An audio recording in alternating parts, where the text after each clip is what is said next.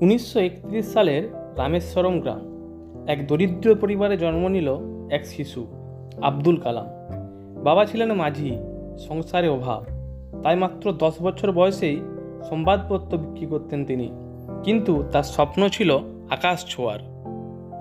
বিজ্ঞানী হওয়ার স্বপ্ন ছিল তার চোখে, কিন্তু মাদ্রাস ইনস্টিটিউট অফ টেকনোলজিতে ভর্তি হতে গেলে অনেক টাকা দরকার ছিল। পরিবারের পক্ষে সম্ভব ছিল না। তখন তার বড় ভাই ও শিক্ষক পাশে দাঁড়ালেন। অবশেষে তিনি MITতে ভর্তি হলেন। শুরু হলো তার যাত্রা। ইঞ্জিনিয়ারিং শেষ করার পর তিনি ইসরো ও DRDOতে কাজ শুরু করলেন। তার কঠোর পরিশ্রমে ভারত পেল প্রথম মিসাইল প্রযুক্তি। তিনি হয়ে উঠলেন মিসাইল ম্যান অফ ইন্ডিয়া। দেশের জন্য একের পর এক সাফল্য এনে দিলেন। একজন দরিদ্র ছেলেকে সবাই বলেছিল, তুমি পারবে না, কিন্তু সেই ছেলে একদিন হয়ে উঠলেন ভারতের রাষ্ট্রপতি।